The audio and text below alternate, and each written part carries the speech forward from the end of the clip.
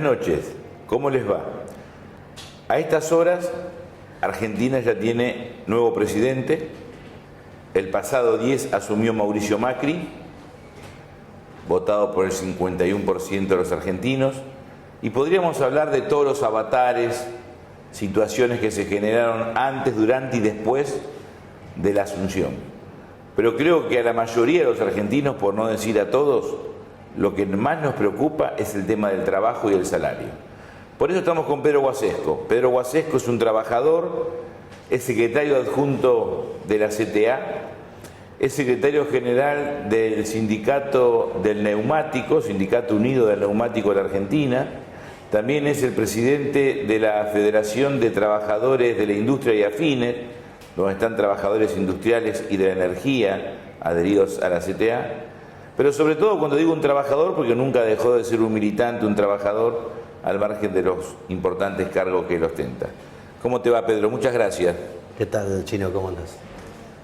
Conocido, hombre del sur, de Lomas de Zamora. Sí, vecinos, ¿no? Vecinos de militancia y de algunas luchas que nos ha encontrado juntos. Pero hoy, en este momento de una nueva etapa, con un nuevo presidente, con una presidenta que se fue, Cristina Fernández de Kirchner, luego de 12 años, desde mi punto de vista, con muchísimos logros, con muchísimas realizaciones y también con muchas cosas por corregir y cuestiones que aún no habíamos podido asumir, hay un nuevo presidente.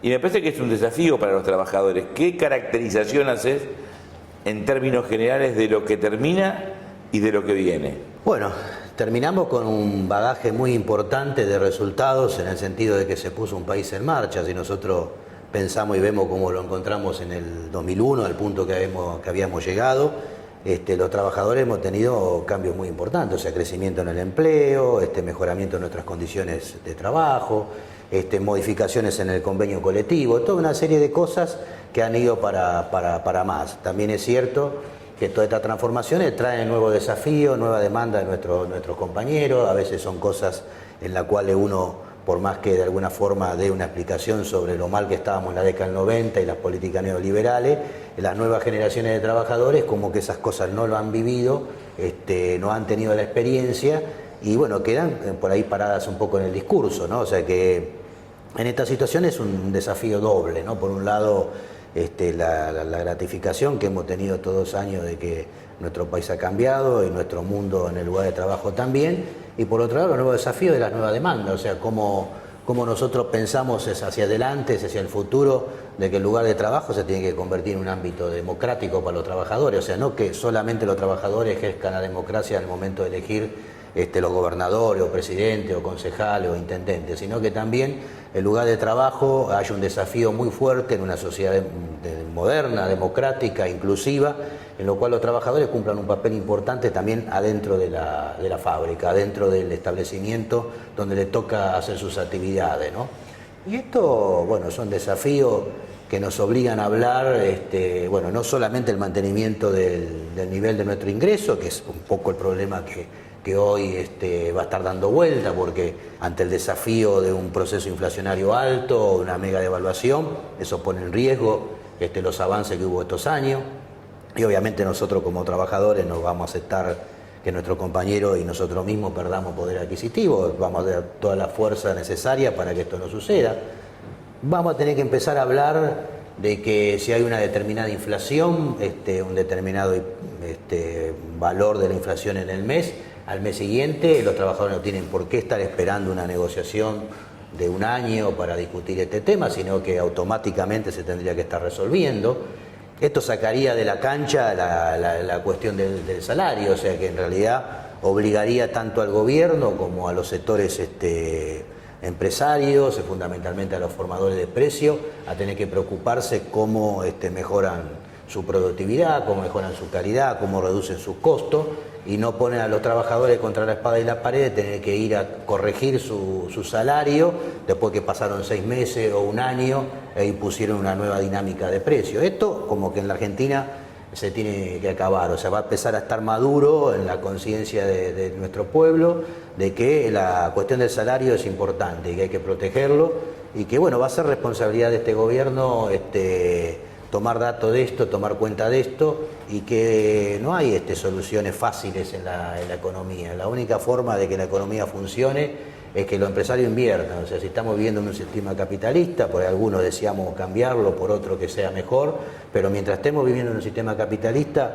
el empresariado tiene que cumplir su rol, que es el de invertir, el de trabajar para mejorar las condiciones de su empresa y no buscar de generar competitividad o de alguna manera obtener una ventaja económica reduciendo el salario de sus trabajadores, ¿no? O buscando que la economía de alguna manera se adormezca para poder tener una ventaja transitoria y que después a la larga también lo termina perjudicando a él y a su propia empresa, ¿no? Cuando decís que la política no se adormezca, ¿a qué te referís específicamente?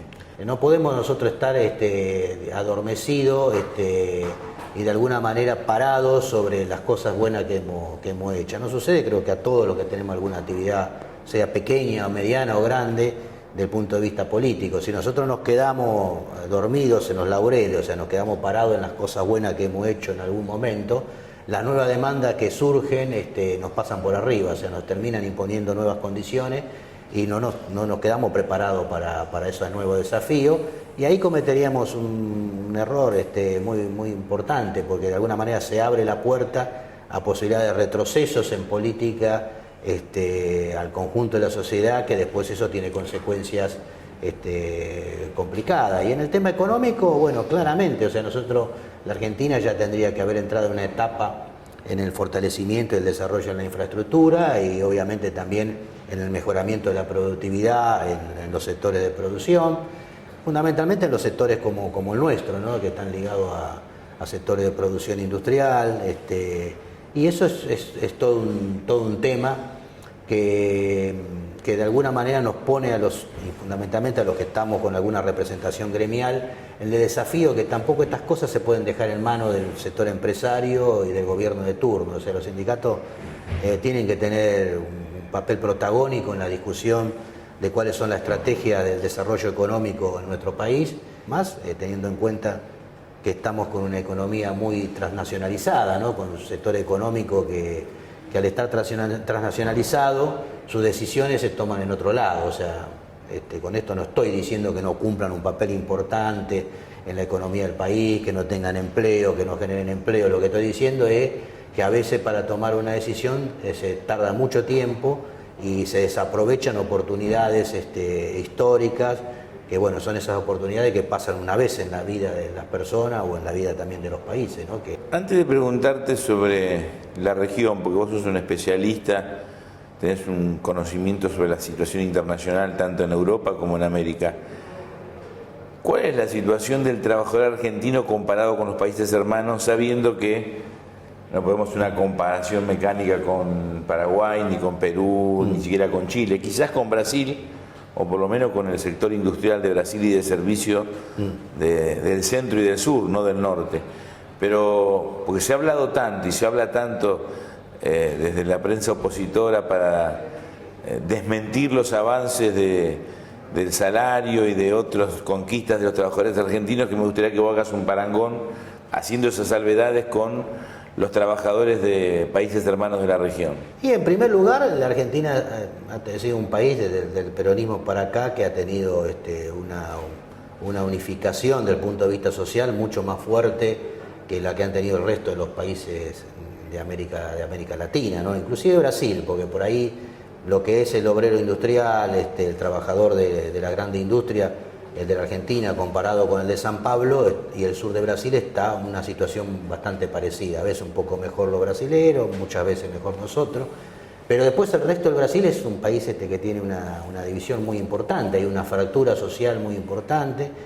Después, con el resto de los países de América Latina hay una gran distancia. O sea, a pesar de lo que dicen los agoreros y los comentaristas que siempre ven todo negro, la verdad que la Argentina es un país que merece la pena vivirse, en la cual un trabajador tiene la posibilidad, con toda la dificultad y con todos los problemas que tenemos, pero la verdad que es un país donde una familia de trabajadores puede desarrollarse, puede tener un futuro. O sea, pueden sus hijos acceder a la universidad, la misma persona, el mismo trabajador puede hacerlo, puede tener toda una posibilidad de desarrollo que en el resto de los países de América Latina esto no es así, salvo en algún caso particular en el estado de San Pablo y algunos núcleos urbanos muy desarrollados de algunos de los países de la región, pero para el resto de la población esto no es posible.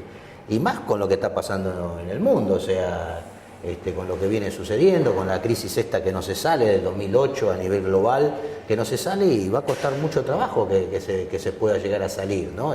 Por ahí alguna economía como la de Alemania que está siempre tiene un papel positivo, pero el resto no hay a dónde ir a guarecerse. Alemania el año pasado creció 0,4-0,5, sí, que para la realidad económica de Europa está bien, pero sí, no alcanza. No alcanza, pero como que Alemania se convirtió en el gran proveedor de capital de trabajo para los BRIC, ¿no? Para la India, para China, para Brasil, bueno, Argentina de alguna manera, el que provee tecnología, equipamiento. Han encontrado ahí la beta para mantener su crecimiento económico. Lo que queda claro es que Argentina y Brasil están inexorablemente destinadas a marchar juntos.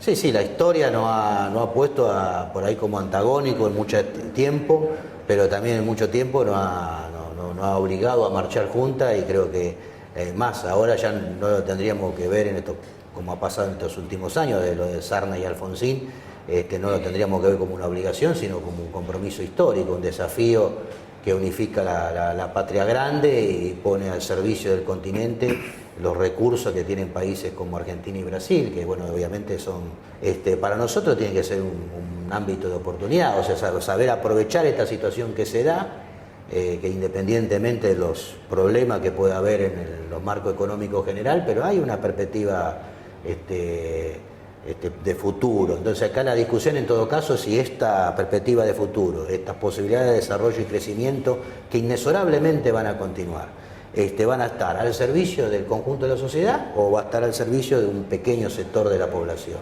Ese es el gran desafío que tenemos. Ese es el desafío. Y ante ese desafío, que no es menor, si el crecimiento va a estar para el conjunto del pueblo argentino o para una minoría, este cambio aparentemente de ciclo político, la derrota electoral del Frente para la Victoria y la asunción de Macri, que es la primera vez que lo que uno entiende por la derecha, simplificando el concepto, llega al gobierno a través del voto popular en los 100 años de democracia, la situación que está afrontando Dilma en Brasil, muy compleja, la derrota hace unos días de Maduro en Venezuela. Correa habría anunciado que en el 2017 se retira del gobierno, lo que no significa que no haya una sucesión. Digo, pero hay un mapa diferente, más allá de Uruguay, de Chile. ¿Vos pensás que eso también va a incidir en lo que está en juego? Y bueno, sí, esto como decís vos, o sea, de la ley Sáenz Peña para acá es la primera vez que llega un representante de la derecha, no a través del voto popular. Entonces eso es un dato que es muy importante, expresa lo que está pasando en la región, o sea, se han constituido derechas con posibilidades electorales concretas, o sea, o que pierden las elecciones por poco, o que ganan las elecciones como en el caso de Macri, o ahora por poco, pero ganan, o lo de Venezuela, que bueno, terminan ganando. Entonces me parece que esto abre un nuevo escenario. Estamos ante una derecha que de alguna manera entró en un proceso de revisión y de concientización de cuál es el papel que tiene que jugar en una sociedad democrática, o estamos en una derecha que de alguna manera con una posición oportunista busca ver cómo acapara la mayor cantidad de renta posible, olvidándose del papel que habría que jugar en una sociedad moderna que tiene que ser inclusiva para todos los habitantes. Este es un poco pero eso ya es una respuesta que tienen que de alguna manera dar ellos en el momento que les toque tomar las decisiones.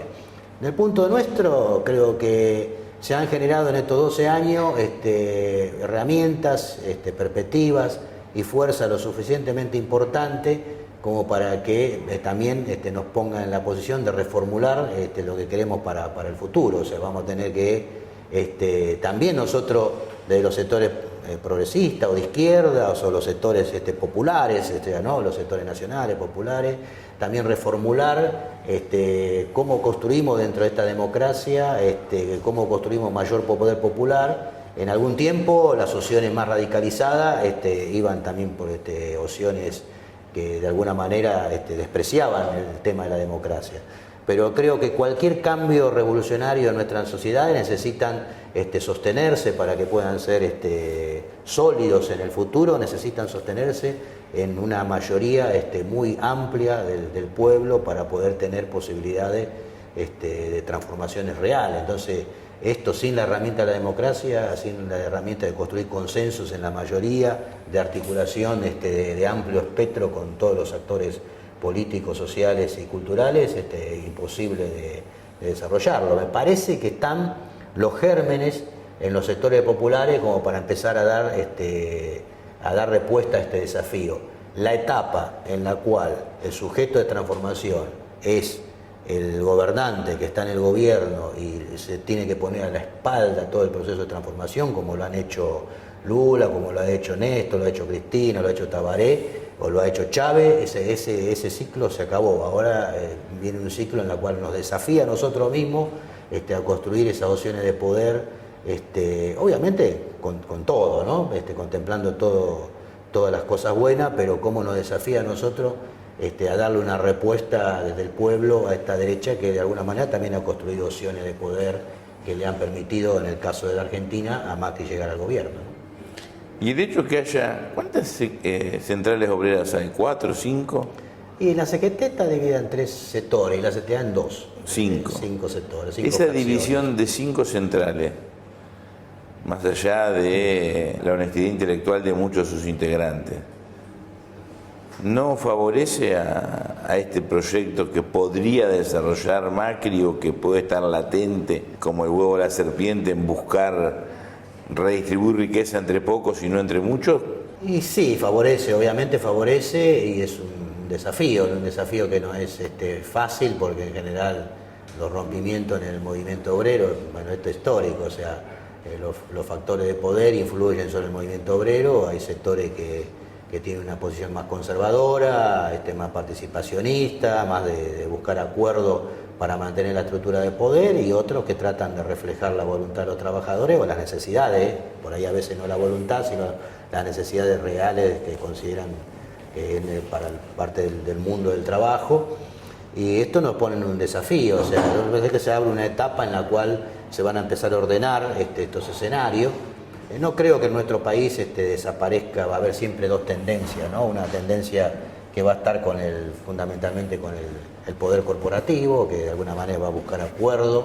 Este es un sector importante del movimiento obrero que existe y que ha sobrevivido a décadas. Esto viene de la década del 30, o sea, hasta el gobierno de Uriburu, que contó con apoyo de sectores sindicales importantes en ese momento, y ha transitado todas las vidas de todas las etapas políticas de nuestro país. No, a mí no me da la impresión de que esto desaparezca, inclusive creo que no sería sano que quede mimetizado todo en una misma expresión. Me parece que todavía hay una etapa en nuestro país que necesitamos que por lo menos sí haya dos corrientes fuertes, claramente definidas, una que busca acuerdo con los sectores corporativos y otra que busque defender los intereses de los trabajadores y que busque desarrollar una sociedad inclusiva y que fundamentalmente le quede esa perspectiva o ese sueño de luchar por una sociedad sin explotado, ¿no? Por una sociedad que se vaya transformando, ¿no? Y que vaya construyendo las bases para poder estar viviendo en una sociedad más justa, ¿no? Horas antes de la asunción de Mauricio Macri,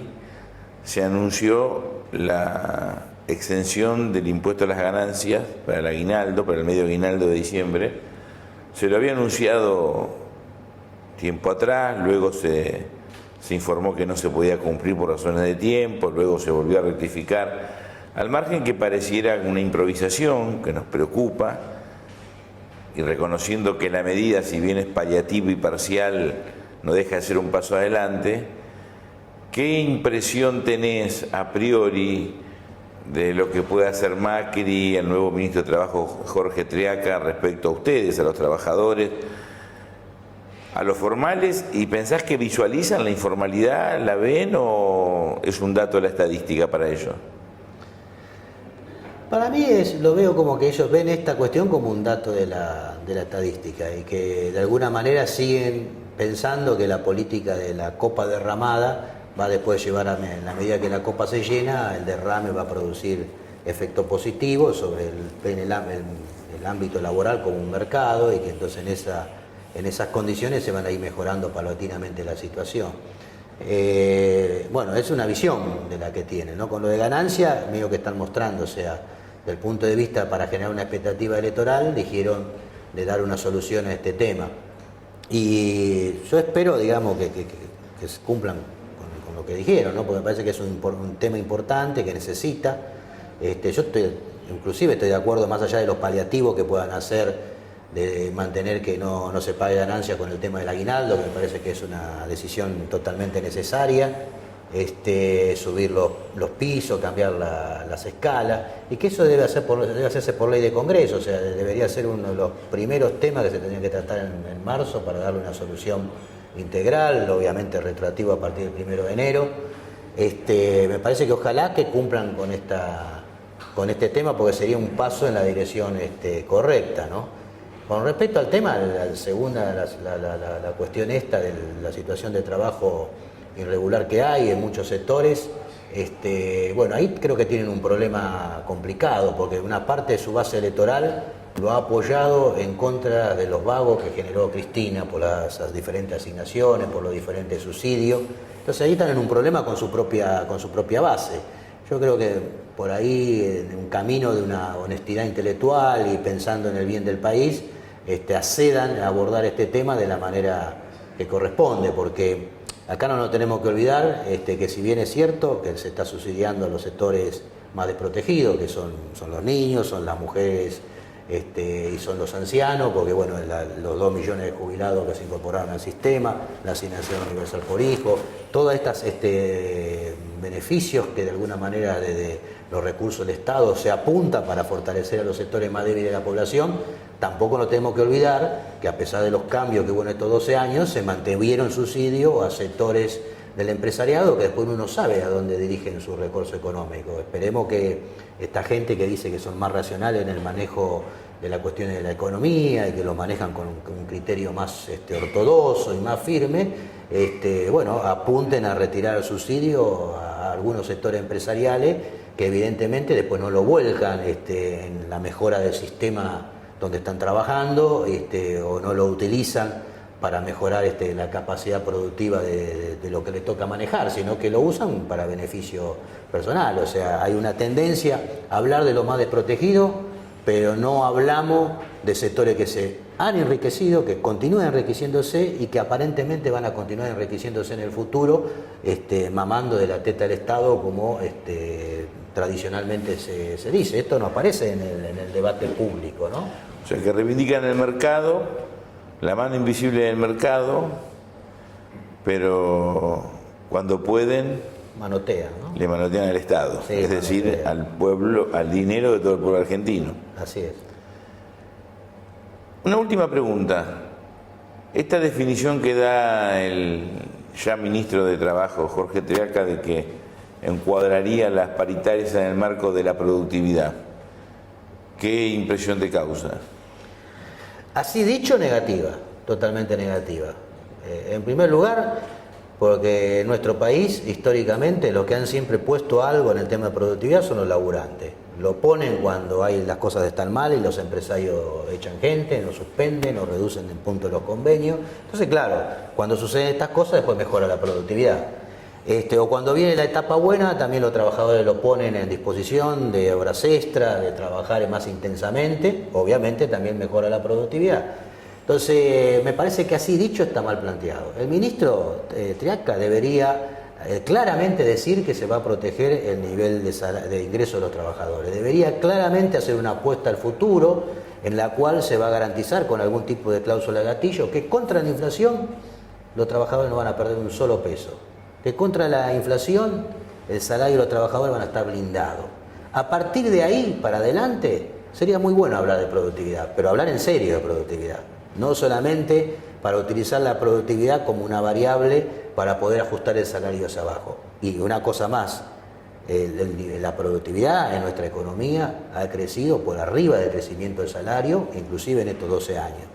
Entonces sería ya hora de dejar claro en nuestra sociedad que es hora ya de garantizar que los trabajadores no tienen por qué perder y que en todo caso el Estado tiene que hacer las inversiones junto con el sector privado para mejorar las infraestructuras y mejorar la calidad del sistema productivo para que la productividad aumente como debe ser, no con el pico y pala, sino con el robot, la utilización de la tecnología moderna. Como vemos, un escenario complejo, apasionante, difícil, donde lo que está en juego, como siempre, es su salario, es su trabajo. Nosotros les decíamos, estoy seguro que Pedro va a compartir lo que voy a decir, que a Argentina le vaya bien. Porque si le va bien a la Argentina como nación, nos va bien a los argentinos como sus habitantes. Y apoyaremos todo aquello que esté pensado en el bien común, en los intereses populares. Y nos vamos a poner con firmeza, pero con mucha responsabilidad, como se efectúa un derecho, una garantía de los trabajadores, de los industriales, de los sectores medios, de los más débiles. Muchas gracias, Pedro. No, un gracias gusto. a vos, Chino. Un placer, como siempre. Buenas noches. Nos vemos el próximo domingo. Si la historia la escriben los que ganan, eso quiere decir que hay otra historia, la verdadera historia. Quien quiera oír que hoy